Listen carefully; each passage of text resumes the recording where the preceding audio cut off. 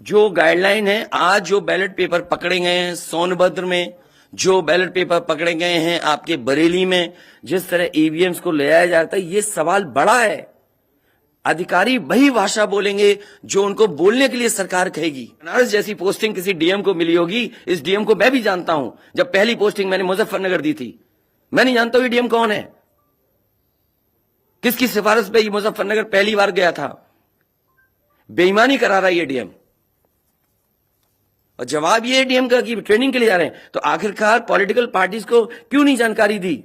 हालांकि ये सूचना मिल रही थी कि लखनऊ से जो मुख्यमंत्री उनके सबसे बड़े अधिकारी हैं और प्रमुख सचिव का जगह जगह फोन जा रहा है कि जहां भारतीय जनता पार्टी हारे वहां पर काउंटिंग स्लो करिए। मुख्यमंत्री के प्रमुख सचिव डीएम्स को फोन कर रहे हैं कि जहां बीजेपी हारे वहां पर काउंटिंग स्लो होनी चाहिए। और यही नहीं, अगर हम पिछला चुनाव देखें तो जो भारतीय जनता पार्टी की हार हुई है, 47 सीटें ऐसी हैं जो 5000 के अंदर कम वोट में हुई हैं। और जो आज देखने को मिला है बनारस में कि जहां ईवीएम्स ले जाई जा रही थी, एक ट्रक पकड़ा गया, 2 ट्रक लेकर के भाग गए।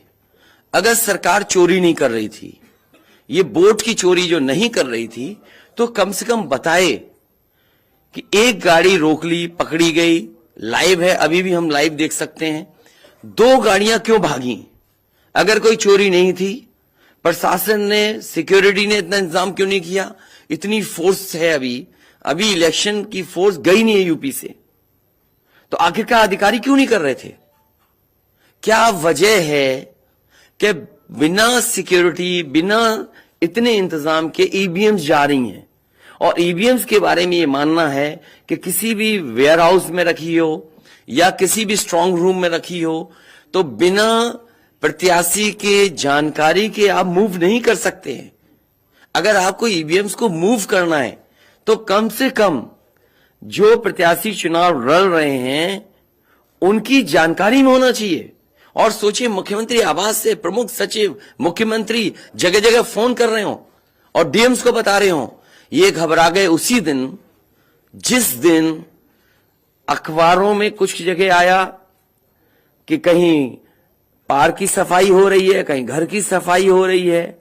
और आप में से वो लोग हैं जो जमीन पर घूमे, जो जमीन पर चुनाव चल रहा है, वो भारतीय जनता पार्टी के खिलाफ था, जनता के अंदर नाराजगी थी। ये जो कल एग्जिट पोल आए हैं, मैं एग्जिट पोल पर बोलना नहीं चाहता था, लेकिन जो एग्जिट पोल आए हैं वो कहीं ना कहीं परसेप्शन ये क्रिएट करना चाहते हैं कि हां भारतीय जनता पार्टी जीत रही है, जिससे वो चोरी भी करें, अगर वो भी ना पता लगे कि हां चोरी हुई है। इसीलिए अगर हमने वोट दिया है, तो मैं अपने नौजवानों से, किसानों से और आम लोगों को कहूंगा कि उतनी हमारी जिम्मेदारी बनती है कि वोट को हम बचाएं। अगर वोट नहीं गिना जाएगा तो लोकतंत्र कहां जाएगा? और ये लोकतंत्र की आखिरी लड़ाई है। मैंने कई बार कहा कि उत्तर प्रदेश का चुनाव लोकतंत्र की आखिरी लड़ाई है। इसके बाद तो जनता को क्रांति करनी पड़ेगी, तभी बदलाव आएगा। इसलिए मैं अपने पार्टी के लोगों से और जो सच्चे ईमानदार, सच्चे सिपाही हों, सच्चे अधिकारी हों, सच्चे पत्रकार हों, कम से कम आगे आए और लोकतंत्र को बचाने के लिए खड़ा हों।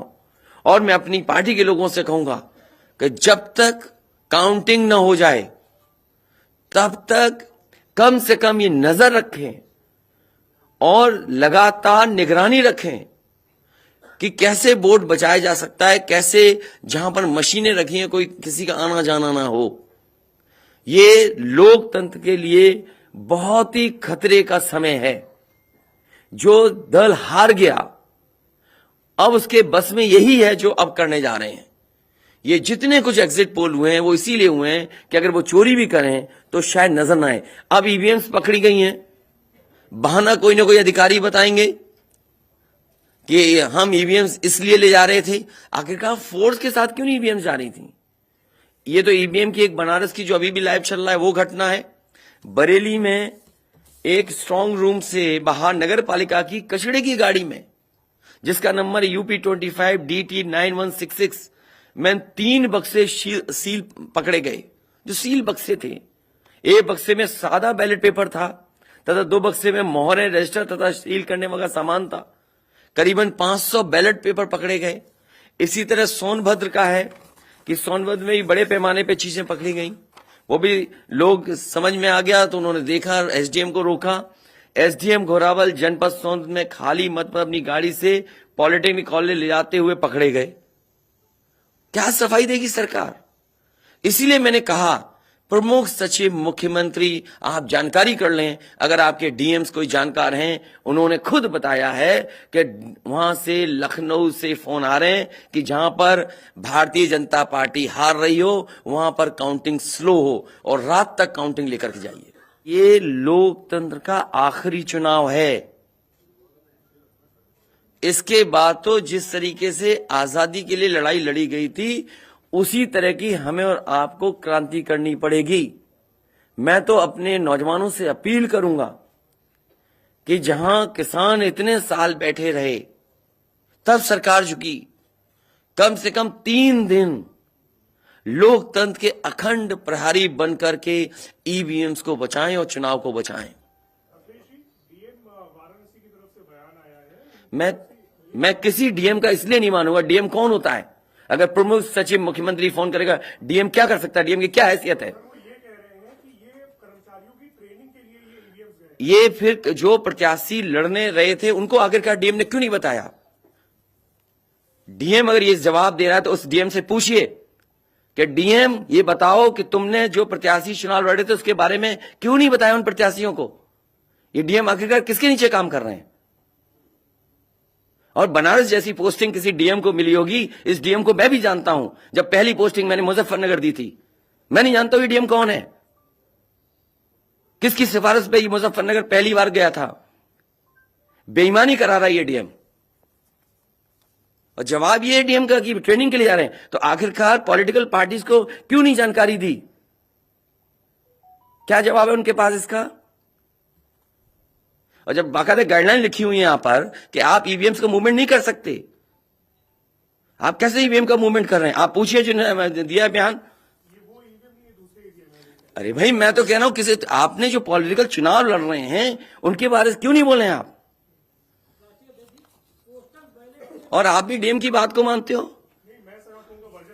वो वर्जन इसलिए बोल रहे हैं क्योंकि सरकार एक भाषा बोलेगी, ऊपर से नीचे तक भाषा एक बोलेगी। आप बताइए, जब समाजवादी सरकार का चुनाव था, इलेक्शन कमीशन ने जो शिकायत की उस अधिकारी को हटाया गया?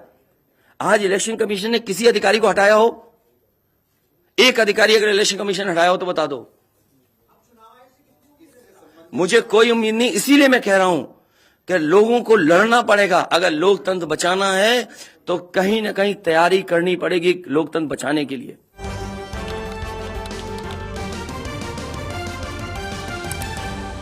आपकी आवाज